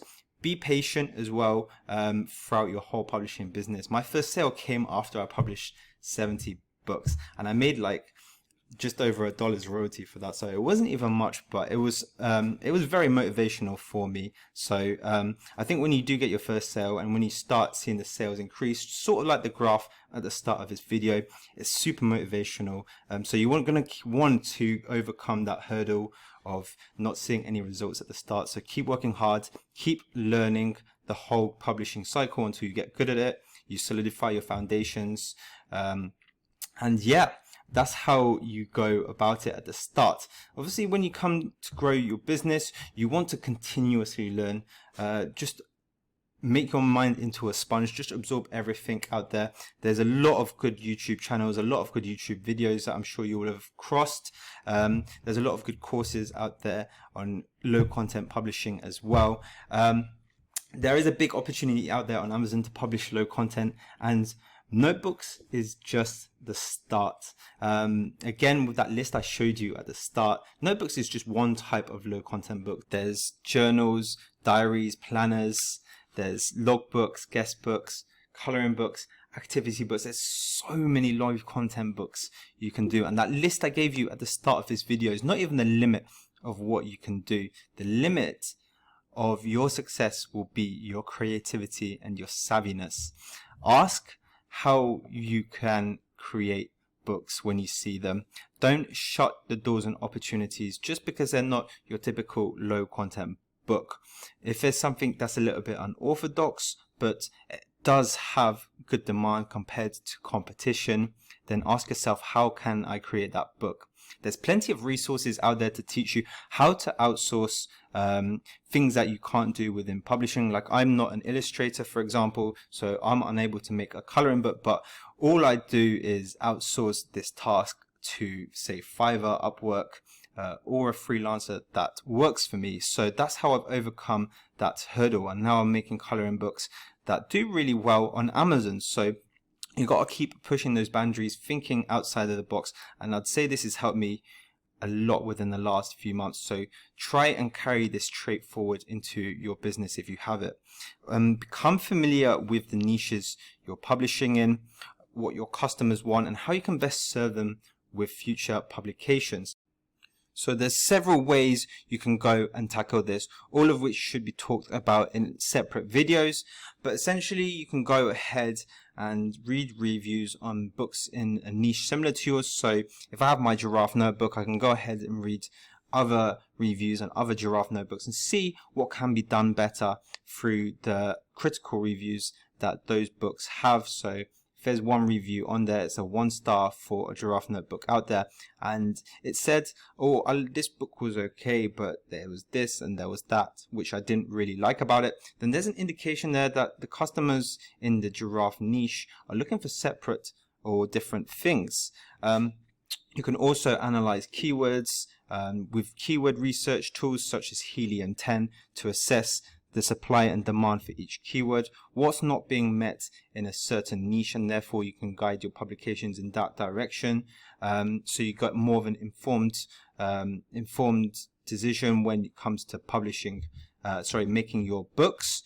And yeah, there's other things as well, such as Facebook groups. You can join Facebook groups within your niche as well. So if there's a giraffe Facebook group out there, then I'd go ahead and join that and see what people like in there, what's being posted a lot, what are kind of buzzwords that people use. So there's several things that you can be doing for that, but that's kind of more advanced stuff. Is there a scalable niche bringing in a lot of sales? So if I've published my notebook, say in giraffe, zebra, lion, tiger, and everything like that, and I find that giraffe's doing the absolute best, then I'll be looking to make more of a brand from it. So a great way to start doing this is create an author page. So if you do Amazon author page, you can create an account there, and you can basically give yourself a profile picture as the author. You can write a bio underneath. You can put promotional materials up there, reviews, the official reviews that your books have had, and stuff like that. So that's the first way that you go ahead and start branding in a niche that's done well for you. You also want to create an email list. You can leave your email in your books and stuff like that. And don't be afraid to reinvest in your business. I'm going to talk about this in the slide after the next, but I'm going to show you this roadmap as well. It's not totally necessary, but this is something that's really helped me when I started out in publishing. Kind of visualize your journey in like earnings per day sort of way. So to make 1K a month, you need $33 of royalty a day, and obviously over 30 days or 31 days, that will give you $1,000 per month. So to hit this magical thing, all you can see is, so I kind of made this graph, I suppose you can call it a graph, when I was hovering around between $3 and $5 a day from publishing, and it was just kind of more of a motivational thing for me to try and hit that $1,000 per month. And this was August 2019 when I made this, and basically it really helped me, I think, the most to attach like what do you call it, like an expense to an amount that I earned a month. So for example, at $5 a month, I would be making $150. Sorry, $5 a day, I'd be making $150 per month, and that would be like my car insurance paid for if I did have a car. Probably pretty expensive car insurance, to be honest, but yeah. So like, if I was working a full-time job, then I could use my money from publishing rather than my full-time job to pay for my car insurance. And I thought that was really cool. If I was earning $10 a month, I could literally pay for a flight with publishing money from New York to London every month. And that was a cool prospect for me. And it just keeps going up and up and up. And to hit 1,000 per month, I needed 33 a day. And I crossed that November 2019. And this was very good motivation for me. I kept on going. Look, 1,500 per month would be a really nice trip somewhere. And then once I got to $100 a day, it was starting to trump a 9 to 5 job. So I just ticked these off once I got past these stages, and I just kept on going. I kept on going. It was nice to visualize what I could buy with the money I made from publishing and stuff like that. So it really did help, and it's something I'd recommend you do as well. You create a chart like this, just tick it off when you're averaging $1 a day, $3 a day, and so forth. And it really does help with motivation. So now let's talk about investing back into your business. Now, I'd only recommend this when you get the hang of the publishing cycle. So don't start throwing money into the business before you fully understand what you're getting yourself into. Of course, I started investing back into my business when I made reasonable money from publishing to pay for stuff to invest to. But if you do have money in your bank account, then you can just go ahead and invest before you make the royalty. Of course, the royalty comes into your account 2 months after you made the sale on Amazon. So that's the little caveat with publishing. Of course, if I started in January, for example, I wouldn't see any royalty until the end of March. So both ways are fine. But if you want to invest money into creating better covers, better interiors, or saving time with them, then these are the 3 things that I would recommend. Of course, if you haven't got tangent templates already, then this should go on the list as the #1 priority, because tangent templates gives you like hundreds of interiors to use for commercial use and stuff. It saves you so much time when uploading the listing and everything like that. So if you haven't got tangent templates yet and you're making money for your business, then go get tangent templates first. Then once that's done, I'd say Canva Pro is a very good investment to make. Canva Pro gives you pretty much access to all their graphics, and they have lots of graphics on their site.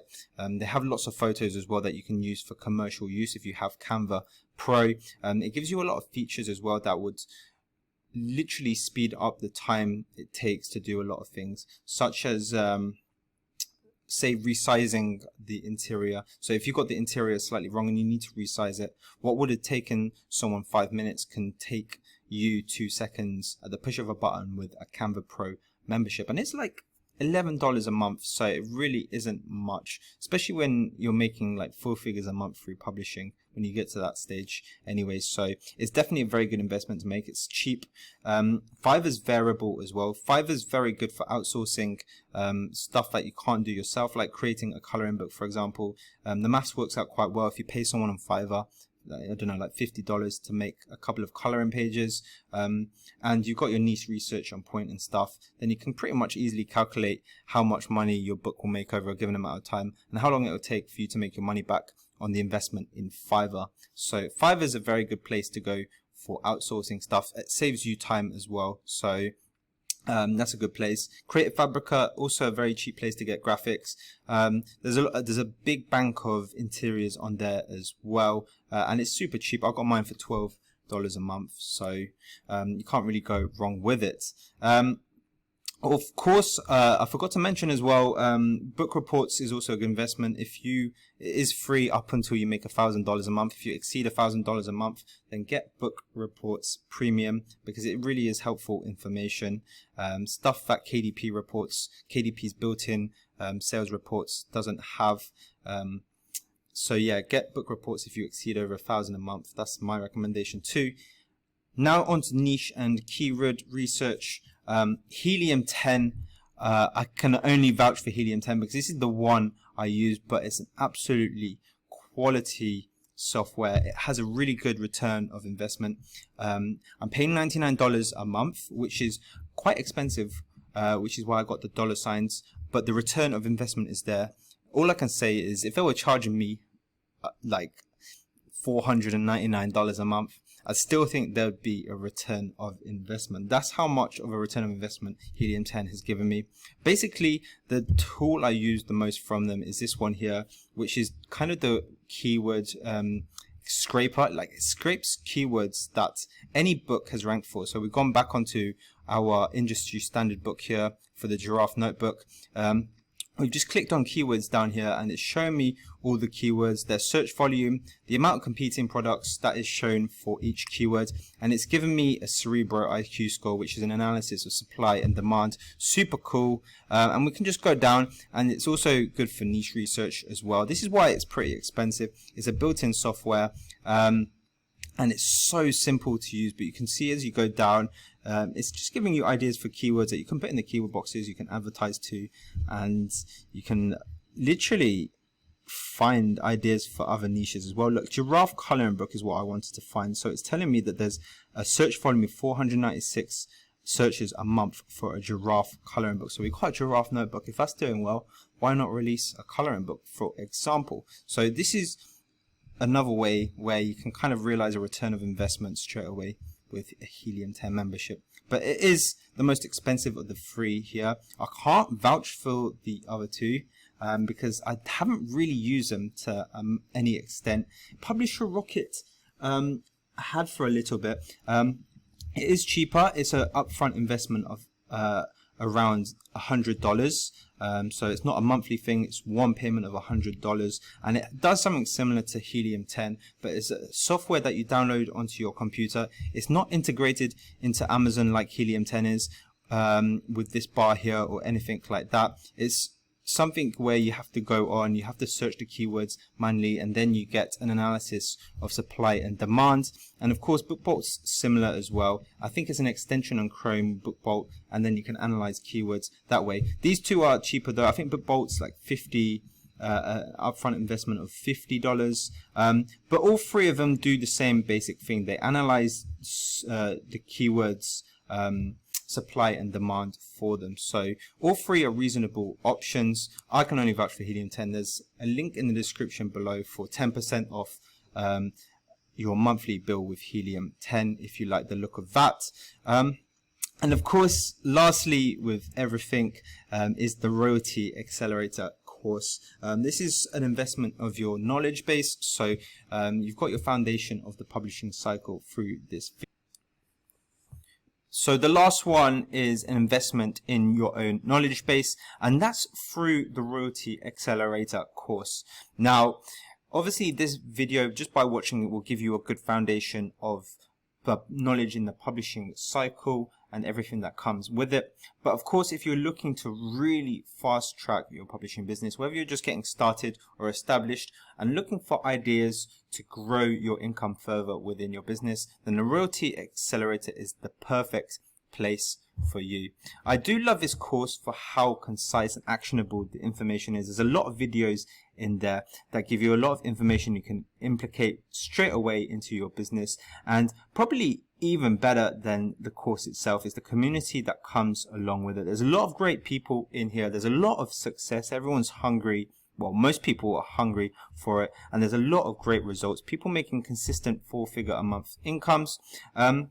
So this is really the perfect place to be if you're looking to accelerate your publishing business. And of course, if you click in the link in the description below, it should be a cool 20% off the $125 investment. So again, it's $99, so the same price as Helium 10 is every month, but has an incredible return of investment.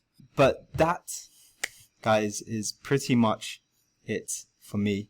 I hope this video has been really helpful. Feel free again to go over stuff that maybe I spoke too fast on until you do understand it. Of course, feel free to ask any questions below as well. Drop a like on this video, help it for the algorithm. Do drop a comment and be sure to subscribe if you haven't done so already. But again, guys, thank you so much for watching. It's been a long video and an enjoyable journey. I'll see you all in the next video.